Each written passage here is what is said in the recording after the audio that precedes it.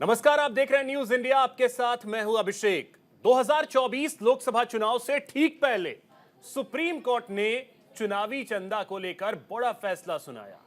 Electoral bond पर हुई सुनवाई में सुप्रीम कोर्ट की संवैधानिक बेंच ने इलेक्टोरल बॉन्ड को असंवैधानिक करार दिया। कोर्ट के इस फैसले के बाद अब भारत में राजनीतिक पार्टियां इलेक्टोरल बॉन्ड से चंदा नहीं ले पाएंगी। इलेक्टोरल बॉन्ड एक तरह का प्रोमिसरी नोट होता है जिसे बैंक नोट भी कहते हैं। 2000 रुपए से अधिक का चंदा लेने के लिए इलेक्टोरल बॉन्ड का प्रयोग किया जाता है। भारत सरकार ने पहली बार 2017 में चुनावी चंदा लेने के लिए इसे प्रयोग में लाया था। इलेक्टोरल बॉन्ड पर तत्कालीन वित्त मंत्री अरुण जेटली ने कहा था कि इस व्यवस्था से राजनीति में काले धन के प्रयोग में कमी आएगी।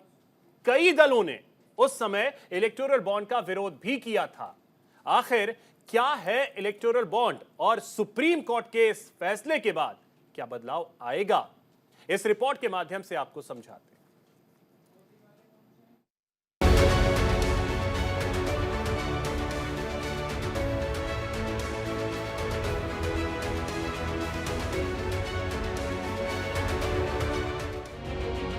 बीजेपी सरकार ने जिस इलेक्टोरल बॉन्ड को सुधार की तरफ बढ़ाया हुआ एक कदम बताया था, उसे सुप्रीम कोर्ट ने असंवैधानिक बताते हुए रद्द कर दिया है।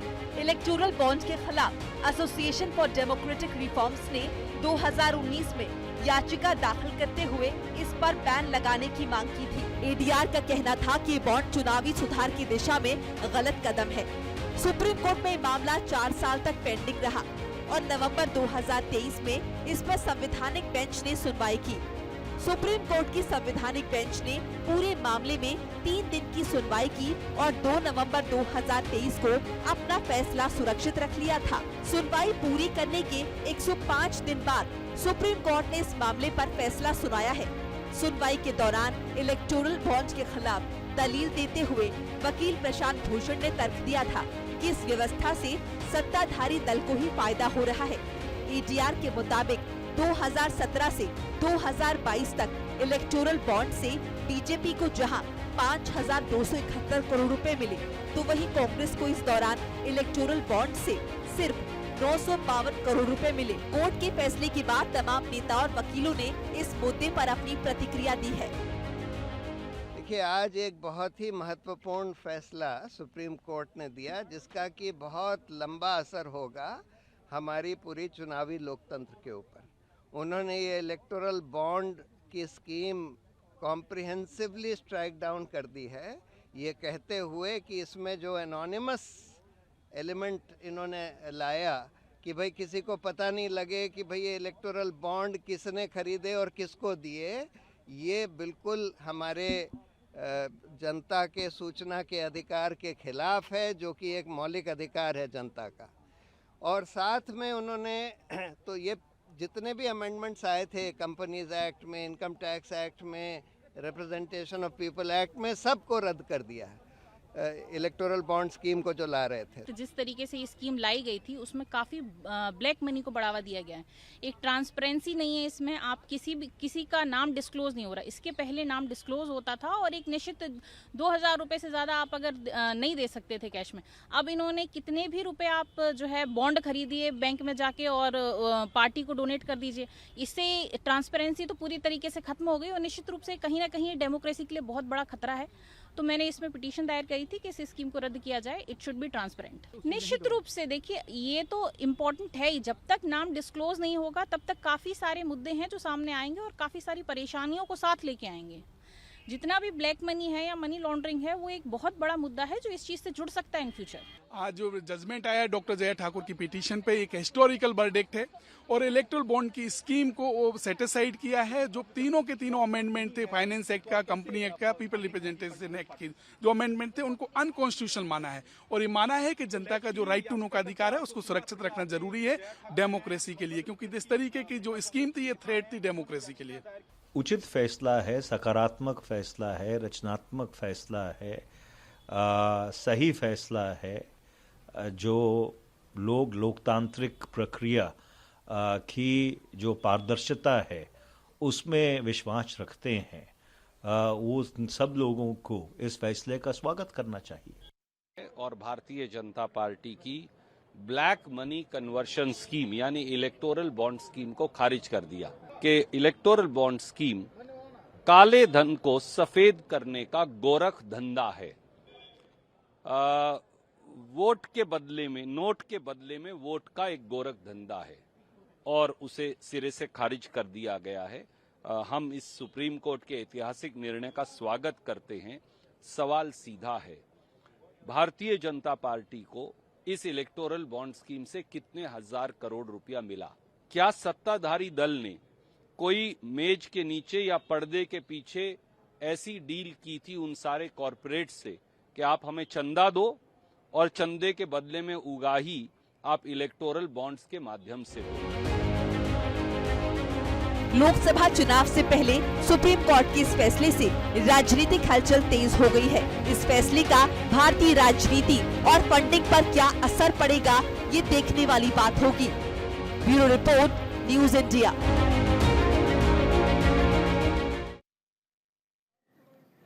तो सुप्रीम कोर्ट का एक सुप्रीम फैसला और ठीक लोकसभा चुनाव से पहले इसके मायने क्या हैं और इसका असर क्या इस बार के लोकसभा चुनाव में देखने को मिलेगा? चर्चा इन तमाम मुद्दों पर करेंगे। हमारे साथ एक बड़ा गेस्ट पैनल भी होगा। सबसे पहले परिचय करवा दूं, हमारे साथ जुड़ रहे हैं मनीष गुप्ता जी, राजनीतिक विश्लेषक हैं। मनीष जी, बहुत स्वागत आपका न्यूज इंडिया पर। यश श्रीवास्तव जी हमारे साथ जुड़ रहे हैं, कांग्रेस प्रवक्ता हैं। यश जी, बहुत स्वागत आपका। कपीश श्रीवास्तव जी हमारे साथ जुड़ रहे हैं, समाजवादी पार्टी के प्रवक्ता हैं। कपीश जी, बहुत स्वागत आपका। साथ ही आरके मिश्रा जी हमारे साथ हैं, बीजेपी नेता हैं। आरके मिश्रा जी, बहुत स्वागत आपका न्यूज इंडिया पर। चर्चा की शुरुआत आप ही से करेंगे। सर, इलेक्टोरल बॉन्ड पर जो आज फैसला आया है सुप्रीम कोर्ट का, उसे बीजेपी अब कैसे देख रही है? और देखिए, सुप्रीम कोर्ट का फैसला है, इस पे टिप्पणी करना मुझे लगता है अभिषेक जी जायज नहीं है। बिल्कुल। लेकिन चूंकि फैसला आया है और उसकी समीक्षा भी हो, लेकिन जहां तक बात है, हमने पारदर्शिता की बात की थी। हमने 2018 में 2 जनवरी 2018 को जब फाइनेंस मिनिस्टर आदरणीय अरुण जेटली जी जब इस चीज को लेकर के आए थे, इस विषय को लेकर के आए थे, तो उस समय में हमने यही कहा था, क्योंकि मकसद ही हमारा यही था, क्योंकि चुनाव के अंदर में पारदर्शिता होनी चाहिए और कहां से कहां पर क्या फंडिंग हो रही है और किस तरीके से हो रही है, उसकी बिल्कुल व्यवस्था होनी चाहिए। और ये उसी का एक माध्यम था।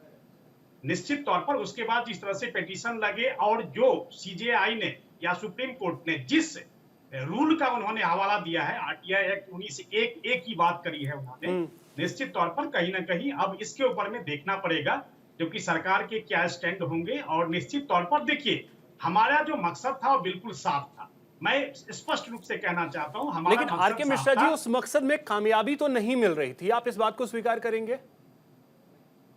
अब देखिए, निश्चित तौर पर जब सुप्रीम कोर्ट का फैसला है तो मैं तो पहले ही अपने वक्तव्य में कह दिया, जो उसके ऊपर में कोई टिप्पणी करना नहीं, मैं जायज नहीं समझता। सुप्रीम कोर्ट का फैसला आज आया है, आज से पहले तक तो इलेक्टोरल बॉन्ड जो है वो चल रहा था। तो जो आपका मकसद था कि ब्लैक मनी का इस्तेमाल राजनीति में नहीं होना चाहिए, आपने पारदर्शिता के लिए ये प्रयास किए, लेकिन जो शुरुआत हुई वो शुरुआत उस नतीजे तक नहीं पहुंचती दिख रही थी। अभिषेक जी, आपने सही कहा, बिल्कुल सही कहा आपने, क्योंकि जो नतीजा अंततः अंत में होना चाहिए वो चीज नहीं हो पाया, क्योंकि हमारा मकसद बिल्कुल स्पष्ट था और कहीं से भी न राजनीति से प्रेरित था। और हम जब बात करते हैं भ्रष्टाचार की बात करते हैं, काले धन की बात करते हैं, तो कहीं ना कहीं उसका यही एक माध्यम था। हमने इस चीज का प्रयास किया, हमने रिफॉर्म किया, हमने प्रयास किए, हमने इसके ऊपर में सुधार भी किया।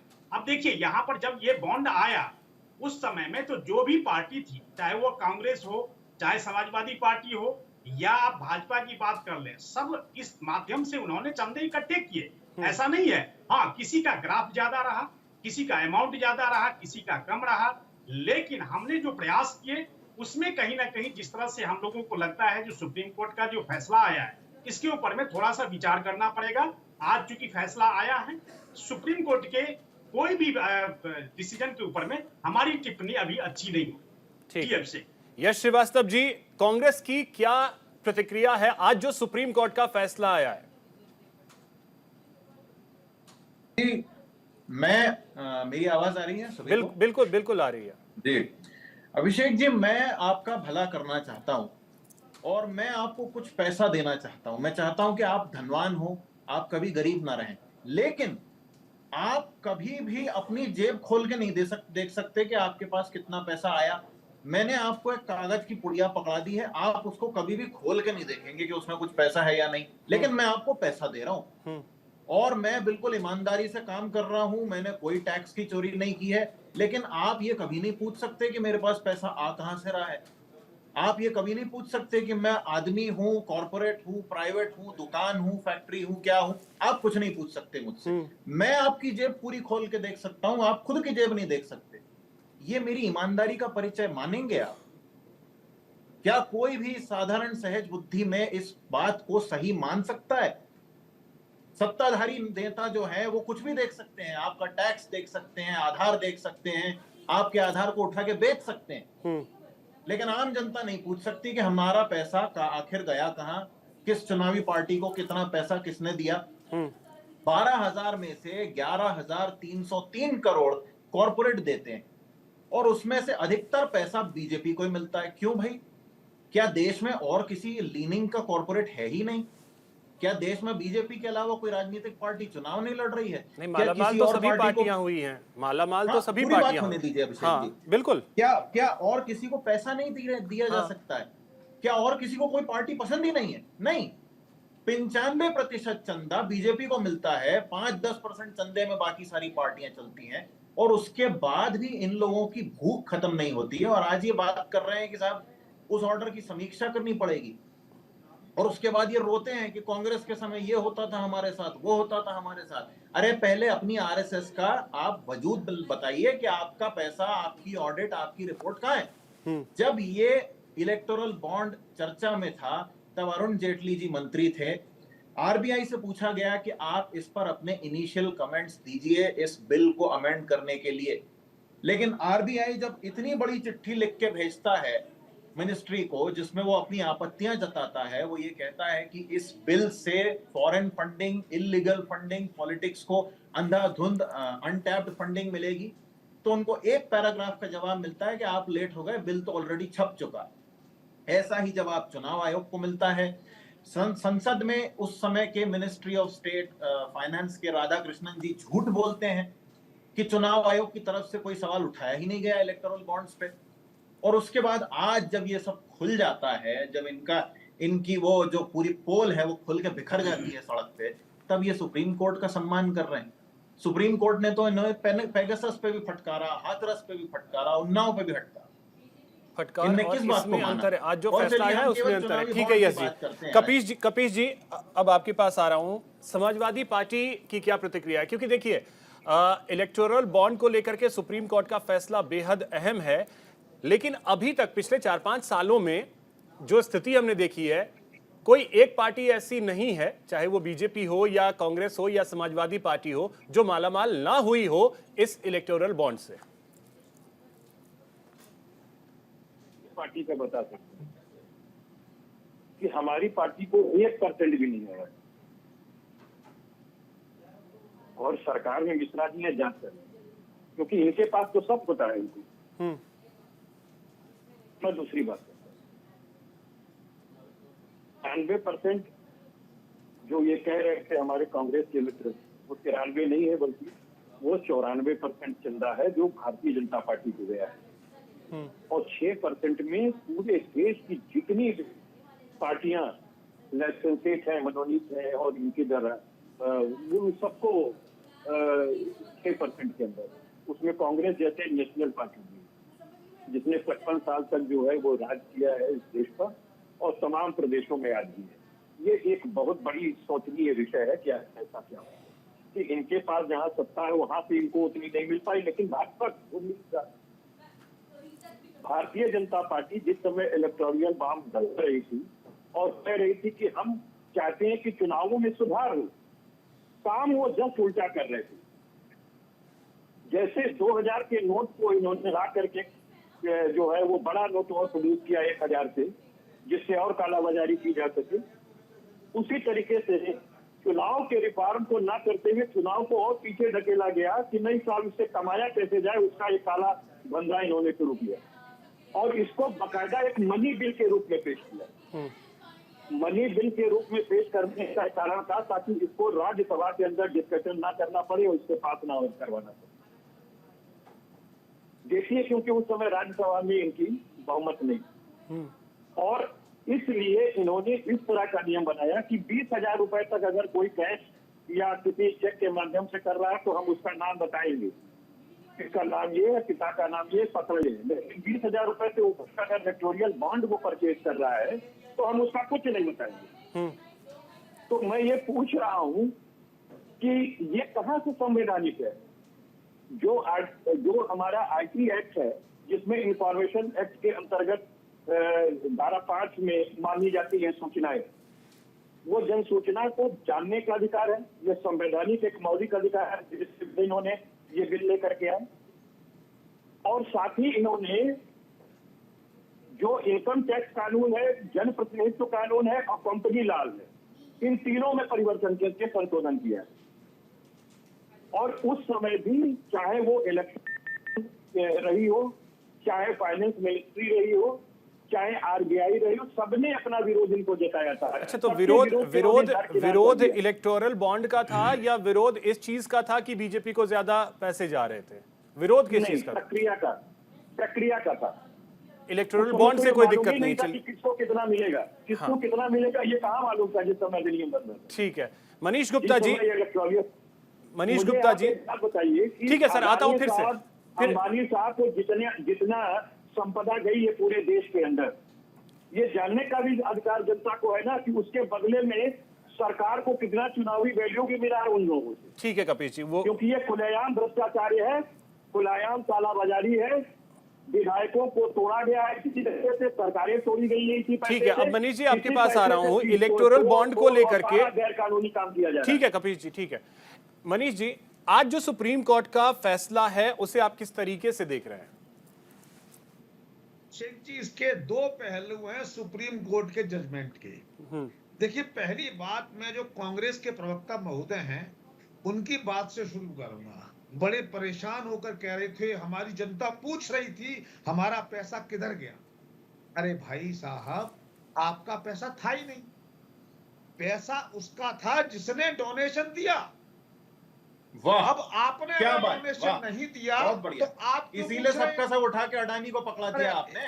एक मिनट यश जी आप जब बोल रहे थे किसी ने रिप्लाई नहीं किया। मैं चुप बैठा हूँ। अरे तो ये अपनी बात कहे ना भाई, मेरे पीछे यश जी अरे ठीक है, आप उस पर रिप्लाई कर लीजिएगा। यश जी उस पर रिप्लाई कर लीजिएगा, मैं आपको पूरा समय दूंगा। सामना कर नहीं पाओ तो चुनाव छोड़ के भाग जाओ। अरे चलो बोलो मनीष जी, क्या फालतू बात कर रहे हो, बोलो। तो मेरा कहना यह है कि ये कह रहे थे जनता का पैसा, जनता पूछ रही हमारा पैसा किधर गया।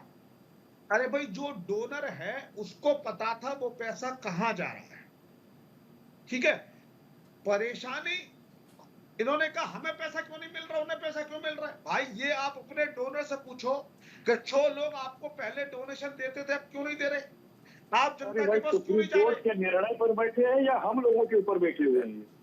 अरे कपीश जी और यश जी प्लीज सर, देखिए 1 मिनट नहीं सुना जा रहा। आप कैसा राजनीति करोगे अभी जवानी में। अभिषेक भाई ये कह रहे कि ये जो अरे यार कपीश जी एक सेकंड सर। अब देखिए, आप जब बोल रहे हैं आप उसका रिप्लाई कर लीजिएगा, आप उसका रिप्लाई कर लीजिएगा। मनीष हमारे मित्र हैं, केवल मेरा एक प्रश्न जोड़ लीजिए कि आप सर्वोच्च न्यायालय के निर्णय पे बैठे हैं, विपक्षी दलों के फंड किसको कितना मिला इस पर नहीं बैठे। और अगर असंवैधानिक उन्होंने कहा है तो इस पर बताइए संवैधानिक कैसे है। सरकार जजमेंट पे कमेंट करूंगा कपीश भाई। अभी आप जजमेंट पे कमेंट नहीं कर रहे थे, आप भी यही परेशानी। हमने तो कर दिया, उन्होंने सही ठहराया है। हमने तो सही कहा ना कि जो संवैधानिक पीठ ने कहा उसको मानना चाहिए, सरकार को सबका नाम बताना चाहिए। अरे कपीश भैया, मुझे बोलने दो 2 मिनट, मुझे बोलने दो प्लीज। तो मेरा कहना है कि परेशानी विपक्ष की ये थी कि हमें क्यों नहीं मिल रहा, उन्हें क्यों मिल रहा है। जानते इसके पीछे का रीजन क्या है। दरअसल अभिषेक जी, इसके पीछे रीजन ये था कि पहले जो 50 सालों में जो चुनाव होते थे ना, सबको पता रहता था कि किसको कितना चंदा मिला। बिल्कुल। सत्ताधारी पार्टियों के पास ऐसे ऐसे गुंडे थे जो चुनाव देने, जो डोनेशन देने वालों के घर में पहुंच के कट्टा कान पे लगा देते थे कि किसको डोनेशन दे रहा तू, बहुत भाजपा भाजपा कर रहा है, बहुत दमकेपा कर रहा है। क्या बात, ठीक है। इस वजह से ये प्रवृत्ति लाई गई कि देने वाले का नाम ना खुले, क्योंकि आज अगर मानो किसी उद्योगपति ने चंदा दे दिया भाजपा को, तब उसकी मजबूरी उतना ही चंदा समाजवादी पार्टी के नेता को दे दे, नहीं तो वो अपने महाराष्ट्र के तगड़े नेता को भेज देंगे कि भाई लगा दे इनके छाती पे। ये सेफ्टी रखी गई थी डोनर के हित में कि वो जिसको चाहे दे। कई राजनीतिक, कई पॉलिटिकल लोग ऐसे थे, बिजनेसमैन, जो सभी पार्टी को एक चीज मनीष जी, इसमें तो कम से कम एक, मनीष जी तो इसमें एक आ रहा हूं, मैं क्लोज कर रहा हूं। हाँ, नहीं, मैं इसी में एक सवाल और ऐड कर रहा हूँ, तो इसको आरटीआई के दायरे में अगर रख दिया जाता तो क्या दिक्कत था?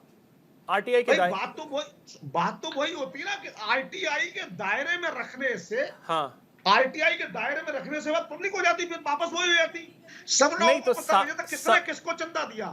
मेरा कहना ये है, ये बात कहते थे कि चंदा दो, ब्लैक मनी व्हाइट करो। कैसे हो जाएगा ब्लैक मनी व्हाइट?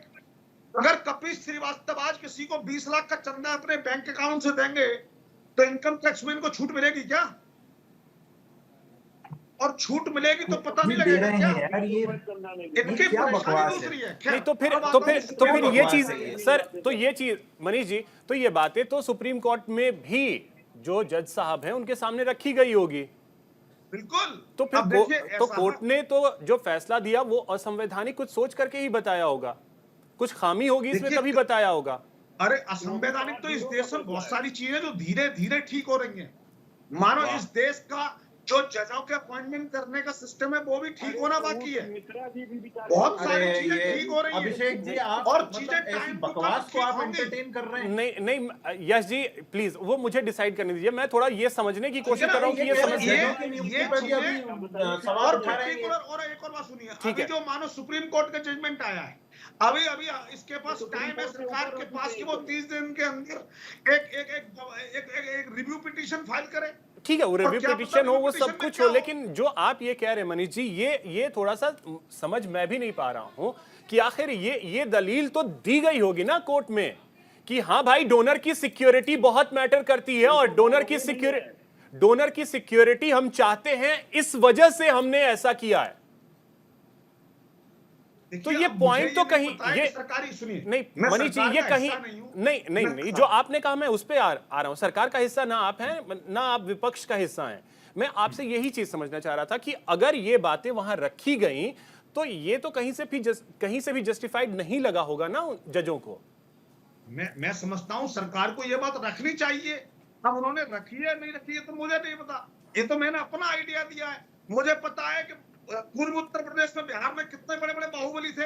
एक बाहुबली लालू प्रसाद यादव का राइट हैंड पूरे विपक्ष को तोड़ के ले आता था। ऐसे में सेफ्टी सिक्योरिटी डोनर की कितनी इंपॉर्टेंट है, ये कंटेंट लाए हैं आज अभिषेक जी। चलिए ठीक है मनीष जी। अब आरके मिश्रा जी इस पे रिप्लाई करना चाह रहे हैं, रिप्लाई कीजिए। लेकिन आरके मिश्रा जी समझना ये जरूर चाहेंगे कि मतलब कुछ ऐसी चीजें रही होंगी जो कोर्ट को कहीं ना कहीं असंवैधानिक लगी, तभी तो इसे असंवैधानिक ठहराया गया। आप भले ही ये दलील दे दें कि हमने बहुत अच्छे मन से, बहुत प्योर मन से इसे लाया था ताकि राजनीति में पारदर्शिता आए, लेकिन वो चीजें कोर्ट को तो कहीं से भी नहीं लगी कि हाँ ये इसमें पारदर्शिता है। अभिषेक जी, आपने बहुत अच्छा प्रश्न किया, क्योंकि मैं पहले वक्तव्य में आपको कह चुका हूं जो कोर्ट के किसी भी जो निर्णय है उसके ऊपर में मैं टिप्पणी नहीं करना चाहता, क्योंकि एक थोड़ा सा एक मर्यादा होती है। और उसके दूसरी बात यह है कि ये जो बॉन्ड खरीदा जाता है उसमें केवाईसी अपडेशन है। देखिए, आप जब आप पढ़ेंगे इसके ऊपर में आपको पता ही होगा जो किस तरह से उसके अंदर में कंडीशंस है। कंडीशंस ये है जो कि जब भी आप बॉन्ड खरीदेंगे आप अपना केवाईसी अपडेट करें, पहली बात। दूसरी बात ये है, यहाँ पर कांग्रेस वाले भी बहुत उछल रहे थे और हमारे सम्मानित कपिल जी भी, वो भी बहुत कुछ कह रहे थे। दिक्कत क्या है यहाँ पर? दिक्कत ये नहीं है क्योंकि इलेक्टोरल बॉन्ड को असंवैधानिक करार दिया। मैं तो कह रहा हूं जो कि सर्वमान्य है, कोर्ट की जो भी टिप्पणी है सर्वमान्य है, फैसला सर्वमान्य। लेकिन दिक्कत क्या है, भाजपा को चुनावी बॉन्ड से जो भी पैसा मिला है, हालांकि मेरे पास लिस्ट है जिसमें कांग्रेस को भी 952 करोड़ रुपए, आप देखते रहिए, 952 करोड़ कांग्रेस को, पीएडी को 622 करोड़, टीएमसी को 767 करोड़, आम सर आदमी वो पार्टी आंकड़े हम को दिखा रहे हैं, इसी वजह से तो हम वो आंकड़े हम दिखा रहे भाजपा हैं। को कितने मिश्रा जी, भाजपा को कितने? अरे सुनिए भाई, दिक्कत मैं नहीं वही तो सुनाइए कह रहा ना, हूं आपको। भाजपा को कितने करोड़? अरे भाई सुन लीजिए ना, हम सुन रहे हैं, आप सिर्फ फिगर बताइए, उसके बाद जो बोलना हो बोलिए। भाजपा को कितने करोड़? यश जी वो आप बता दीजिएगा, ठीक है। हालांकि आंकड़े हम लगातार ग्राफिक्स के जरिए चला भी रहे हैं, दिखा रहे हैं, ठीक है। हमारा बता रहे हैं तो उन्हें बताने दीजिए कि भाजपा को सर कितना देखिए मिला है। ये बीच में मैं नहीं चाहता सर, प्लीज आप सुन लीजिए, आप रिप्लाई कर लीजिएगा यश जी। आप कपिश जी आता हूं, ठीक नहीं है। स्क्रीन पे मुझे नाजिम भाई भी दिख रहे हैं, नाजिम भाई के पास भी चलेंगे। नाजिम भाई बहुत स्वागत आपका भी। आर.के. मिश्रा जी बोलिए। जी अभिषेक जी, दिक्कत यहाँ पर यह है जो कि भाजपा को जो ज्यादा मिला, इसलिए ये लोग ज्यादा उछल रहे हैं, जो कि हाँ सही निर्णय हुआ। दिक्कत ये है और कोई दिक्कत नहीं है। देखिए इन्होंने जिस तरह से, आप एक चीज बताइए, 2018 से पहले गैस जो डोनेशन था उसमें क्या कितना लिमिट था, वो चीज बता दीजिए। ये यहाँ पर यश जी बैठे हुए ना, गैस की लिमिट क्या था जब कांग्रेस का शासन था, गैस की लिमिट कितनी हुआ करती थी? आज हमने उसको लिमिटेड किया, हमने तो कहीं ना कहीं हमने रिफॉर्म करने का काम किया, हमने अच्छे मकसद से इस चीज को लाया ठीक है। था। निश्चित तौर पर आगे आने वाले समय में अब देखिए क्या इसका निर्णय होता है, आगे हम लोग क्या कदम उठाते हैं, देखते हैं क्या होता है। ठीक है, नाजिम भाई भी हमारे साथ जुड़ गए हैं, राजनीतिक विश्लेषक हैं। नाजिम भाई बहुत स्वागत करता हूं आपका, विलंब से आप जुड़े हैं, लेकिन वक्त एक ब्रेक के बाद लौटूंगा तो सीधे आपके पास ही आऊंगा। ब्रेक के बाद एक बार फिर से आप सभी का स्वागत है। तो हम चर्चा कर रहे हैं आज सुप्रीम कोर्ट के आए एक अहम फैसले पर, जिसमें चुनावी बॉन्ड को असंवैधानिक बताया सुप्रीम कोर्ट ने। हमारे साथ एक बड़ा गेस्ट पैनल है, उसमें अब जुड़ रहे हैं नाजिम खान जी। नाजिम जी बहुत स्वागत आपका न्यूज इंडिया पर। सुप्रीम कोर्ट के इस फैसले पर नाजिम भाई आप क्या कहेंगे? अभिषेक भाई देखिए, जिस तरीके से कोर्ट का फैसला आया, कोर्ट के फैसले पे मैं टिप्पणी ना करते हुए मैं सिर्फ और सिर्फ ये कहूंगा कि देखिए जिस तरीके से इलेक्ट्रल बॉन्ड को बनाया गया था एक चुनाव को देखते हुए कि भी वहां पर किस तरीके से फंडिंग वगैरह होती है और कहाँ से पैसा आता है, वो सब चीजें इसके अंदर है। लेकिन जिस तरीके से कोर्ट का अगर फैसला आया तो देखिए उस पर टिप्पणी ना करते हुए सबसे पहले मैं ये कहना चाहूंगा कि हमारे जो आर.के. मिश्रा जी ने एक बात कही थी कि फंडिंग को लेकर, तो ये बता दीजिए अभिषेक भाई, जो फंडिंग जो होती है क्या उसके ऊपर कभी हमारी अपनी जांच बैठती है कि कहाँ से पैसा आ रहा है, कहाँ और किसके अकाउंट में जा रहा है? लेकिन जब वो पैसा बहुत ज्यादा जब उसका इस्तेमाल हो जाता है तब हमारी सरकारें जागरूक होती है। जागरूक होने के बाद फिर वो कहते हैं कि हाँ देखिए इस तरीके से इस पैसे का इस्तेमाल जो है गलत तरीके से करा गया, कभी इस पैसे को बता देते हैं आतंकवादी गतिविधियों में, बहुत सारी ऐसी चीजें। तो इसमें कहीं ना कहीं जो हमारे कोर्ट का जो फैसला है वो बिल्कुल सही है, तो उसमें मैं टिप्पणी ना करते हुए सिर्फ और सिर्फ ये कहना चाहूंगा कि जिस तरीके से देश के अंदर अगर इलेक्ट्रल बॉन्ड के बारे में कहा गया तो चुनाव का ये देखना चाहिए कि इस पैसे को कहां से मिल रहा है अभिषेक भाई और किस पर्पज से आ रहा है। तो इस पे नहीं, तो पर्पस तो क्लियर है ना कि पर्पस अगर राजनीतिक पार्टियों को फंड दिया जा रहा है तो पर्पस तो वो क्लियर है। हाँ, डोनर की जो बात है तो डोनर जो पैसे दे रहा है उसकी पहचान जो है वो उजागर ना हो, ये प्रयास था बस। अभिषेक भाई देखिए जिस तरीके से अभी बताया गया है कि भी देखिए पहचान नहीं हो पाएगी, तो मैं सबसे पहले यही कहना चाहता हूं कि हमारे मुल्क के वजीर आजम ने ये कहा था कि काला धन हम वापसी लेके आएंगे। नोटबंदी भी मुल्क के वजीर आजम ने करी थी, कहा था कि हम ये जो है जो लोग इस धन का उपयोग उसमें करते हैं तो उसको रोकने के लिए हमने नोटबंदी करी, लेकिन उसका रिजल्ट आज तक ये पता नहीं चल पाया कितना पैसा हमारे देश के अंदर रिटर्न में हुआ और कितना ये पता चल पाया। नाजिम भाई फिर वही जाना था जापान पहुंच गए, चीन, वो वाली स्थिति नहीं सर। आज अगर इलेक्टोरल बॉन्ड की है तो जरा उस पे इलेक्टोरल बॉन्ड के लिए बात कर लें। हाँ देखिए अभिषेक भाई मैंने तो सारी बातें कर रहा हूँ। मैंने ये कहा कि मुल्क के वजीर आजम ने कहा था कि देखिए मैं काला धन वापसी लेकर आऊंगा, आप मुझे 100 दिन का समय दे दीजिए। तो देखिए अभिषेक भाई जब बात होती है तो पूरी अच्छी तरीके से होना चाहिए। आपका इतना अच्छा पैनल है पूरे देश में, वही मैं ये समझना चाह रहा हूँ, इलेक्टोरल बॉन्ड को लेकर के राजनीतिक पार्टियों की आपत्ति। रिप्लाई कर लीजिए जल्दी से यश जी।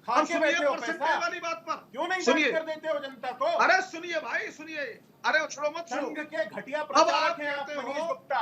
आपका आप पत्रकार के भेष में आते बीजेपी का हैं। कैसे बढ़ गया डोनेशन? सुनिए, मैं अचानक नहीं सुनना, पहले तमीज से बात ठीक करो। अरे ना किसी को सुनो, अरे चुप रहो। यश जी, अरे यश सुनो, यश चुप करो। यश अरे जी, कान भाई बंद आप करो। आदमी यश जी वेट। 100 सीटों से जब 188 हो सकती है 10 साल में, और 188 से अभिषेक जी, 300 ये पहुंच पागलपना सकती सुनने नहीं बैठे हैं हम लोग यहाँ पे। यश जी ये एब्सर्ड बातें अगर करेंगे, संस्कार नहीं है, बकवास बदतमीजी मत करेंगे, कर। बोला जाएंगे। यश वही जी आके एक बता सेकंड, दूंगा तेरे एक को। सेकंड यश। समझ गया? तमीज नहीं मत सुना, करियो। चुप रहो तुम। मनीष बकवास मत आदमी। करियो। तमीज से बात करना सीखो पहले, समझे? अरे उम्र नहीं है भी तेरी। मनीष मैं जी चोरी और से यश नहीं जी, है, मनीष यश गुप्ता। जी, मैं मनीष चोरी जी, भीगा हुआ बुड्ढा। प्लीज यश जी, देखिए ये तरीका नहीं होता। यश जी प्लीज तू प्लीज तलाक प्लीज के आए प्लीज हैं please Manish please Gupta please पहले, अभिषेक प्लीज जी। इट्स नहीं। किसने देखिए बोला है कि एक चीज मैं क्लियर करूं कि हमारे गेस्ट पे जो पैनल पे जो भी लोग बैठे हुए हैं सभी हमारे लिए सम्माननीय है, और एक दूसरे का सम्मान करना ये सर्वोपरि है सबके लिए। सो प्लीज ये मेरी रिक्वेस्ट है कि अपनी अपनी बात रखें। यश जी, अगर आपको मनीष जी की बात पे कोई भी आपत्ति, आप रिप्लाई कर लीजिएगा। सुना क्या अभिषेक जी, इन्होंने बोला उम्र नहीं है तेरी। इसीलिए मैं उन्हीं उनको भी बोल रहा हूं, बिल्कुल। लेकिन ये चीजें नहीं, प्लीज प्लीज प्लीज सर, एक दूसरे का सम्मान करते हुए सर, मैंने ये एक कहा भाई, जिस पीड़ित के बच्चे को किडनैप कर लिया हो, वो 1 करोड़ रुपए गुंडों को दे के आया हो, वो इसकी शिकायत करता है क्या? नहीं करता। ये हाथरस में भी वो बोला होगा अपना आपने जाके, दर्द मनीष अपने मन गुप्ता। में रखता है। सर अभिषेक फिर भाई, ये बोला यश जी, जाके। यश जी, देखिए जब आप बोल रहे थे मनीष जी चुप थे, जब आप बोल रहे थे मनीष जी चुप थे। तो ये परेशानी ये है, ये बात सच है कि आज सुप्रीम कोर्ट ने इस कानून को असंवैधानिक माना है। बिल्कुल। इसका मतलब ये नहीं है कि जिसने डोनेशन दिया है वो डोनेशन गलत है। आज तक क्या कांग्रेस का कोई नेता इस बात पर बोला कि आम आदमी पार्टी को ऐसे 4 कंपनी ने डोनेशन दिया जिनकी नेटवर्थ 70,000 रुपए थी? कंपनी का नाम बताता हूँ, गोल्ड माइन कंपनी थी लक्ष्मीनगर दिल्ली की, 50 लाख रुपए डोनेशन दिया। ये उसी करप्ट पार्टी के साथ बैक कर रहे हैं, भीख मांग रहे हैं, हमें सीटें दे दो, सीटें दे दो। वो कह रहे हैं 1 सीट देंगे, और बात करते हैं पॉलिटिकल शुचिता की। ठीक है मनीष जी और यश जी, अब रुकिए, आर के मिश्रा जी रिप्लाई कर रहे थे, अब उनका ऑडियो सही हो गया। आर के मिश्रा जी, ये धमका रहे हैं हमें।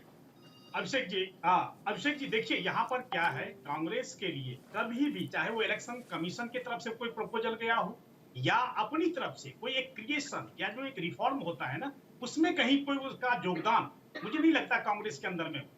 आपने देखा होगा जब इलेक्शन कमीशन ने लॉ मिनिस्ट्री को प्रपोजल दिया, जो कि 2000 से ऊपर का कोई भी कैश अगर दिए, कोई भी देगा, डोनेटर देगा, तो वो कम से कम वो डोनर का जो एक कंट्रीब्यूशन रिपोर्ट है वो दिया जाएगा, और कंट्रीब्यूशन रिपोर्ट में 2000 से ऊपर के कैश को वो पूरी तरह से उसके अंदर में डिटेल जाए। ये इलेक्शन कमीशन का प्रपोजल था। देखिए हमारा प्रयास हमेशा से ये रहा है जो कि ट्रांसपेरेंसी, और कहीं पे भी भ्रष्टाचार का अगर कोई भी या काला धन का कहीं भी कोई ट्रांजैक्शन हो, हमने उसके ऊपर में कार्रवाई करी है। और निश्चित अभिषेक भाई, मैं भाजपा के प्रवक्ता को काउंटर करूंगा, बार-बार जो ये बता रहे हैं, हाँ, कि ये काला धन। भाई सुन लीजिए, नाजिम भाई मैं आपको समय दे रहा हूँ, प्लीज सुन लीजिए। हाँ अभिषेक जी, तो निश्चित तौर पर कहीं ना कहीं इनका ये प्रयास रहा है, जो काले धन आज इनके राज्यसभा के सांसद हैं धीरज साहू जी, उनके यहाँ से 351 करोड़ कैश, जहां पे मशीन खराब हो गई, कितने मशीन गिनती करते करते, तो ये कांग्रेस के प्रवक्ता यहाँ पर बैठ करके जो ज्ञान दे रहे हैं। देखिए सुप्रीम कोर्ट का फैसला सर्वमान्य है, मैं इसके ऊपर में कोई टिप्पणी, लेकिन फैसला अगर आया है तो इसका मतलब मेरा मकसद गलत था, ये चीज मैं नहीं मान सकता। ठीक है, सरकार का मकसद सही था कपीश जी, सरकार का मकसद तो बिल्कुल सही था।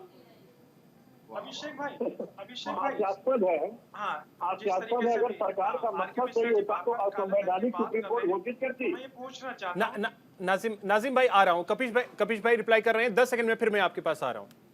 मैं सीधी बात एक पूछ रहा हूँ कि अगर इनकी मंशा सही होती तो प्रक्रियाएं सही होती, और प्रक्रियाएं अगर सही होती तो सुप्रीम कोर्ट असंवैधानिक घोषित क्यों करता?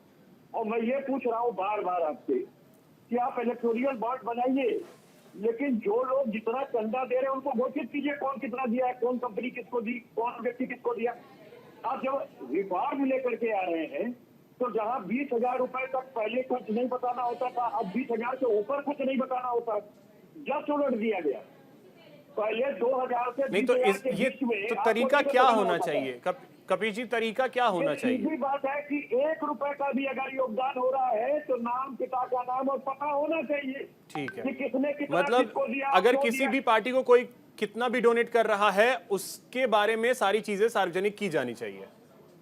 ये भी तो घोषित ठीक करना चाहिए है, कि नाजिम भाई किसको क्लोजिंग कितना कमेंट जल्दी से। नाजिम भाई, हाँ अभिषेक भाई, देखिए सबसे मोस्ट इम्पोर्टेंट कमेंट में मैं ये कहना चाहता हूँ, जो आर.के. मिश्रा जी बार बार काले धन की बात कर रहे थे, तो मैं पूछना चाहता हूँ कि हमारे मुल्क के वजीर आजम ने जो कहा था कि आप मुझे 100 दिन का समय दे दीजिए, काला धन मैं लेके आऊंगा, तो आज तक कभी डिक्लेयर नहीं हुआ।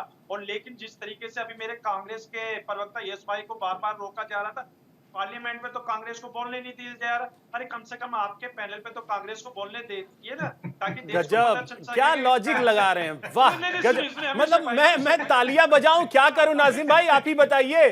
अभिषेक भाई, ये मैं तो देखिए अपने कांग्रेस भाई के लिए बोल रहा हूँ। बहुत बहुत उम्दा, मतलब मैं सच में, मेरा मन कर रहा है कि मैं क्लैप करूं आपके लिए।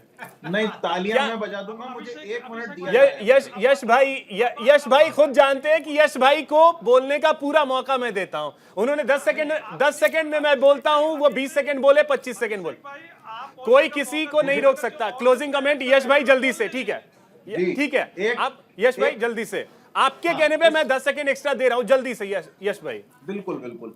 एक आखिरी टुकड़ा इस पजल का मैं आपको और बता देता हूं जी। डोनर के लिए सीक्रेसी है, किसके लिए सीक्रेसी है, क्या है, उसका एक बहुत बढ़िया तरीका है कि 1,000 रुपए का बॉन्ड आप खरीद के खुद देख सकते हैं उसमें क्या है। उस बॉन्ड में यूवी लाइट में यदि देखा जाए तो एक अल्फा न्यूमेरिक कोड दिखाई देता है, मतलब कि सीक्रेसी भी झूठ है। एसबीआई के पास ये रिकॉर्ड है और इसीलिए ठीक है, चलिए, सरकार को ये बताया वक्त मेरे पास इतना ही है। अगली डिबेट में मैं एक्स्ट्रा टाइम यश जी को दूंगा नाजिम भाई के कहने पे। फिलहाल आप सभी मेहमानों का बहुत शुक्रिया हमारे साथ जुड़ने के लिए, इस चर्चा में शामिल होने के लिए। फिलहाल इतना ही, नमस्कार।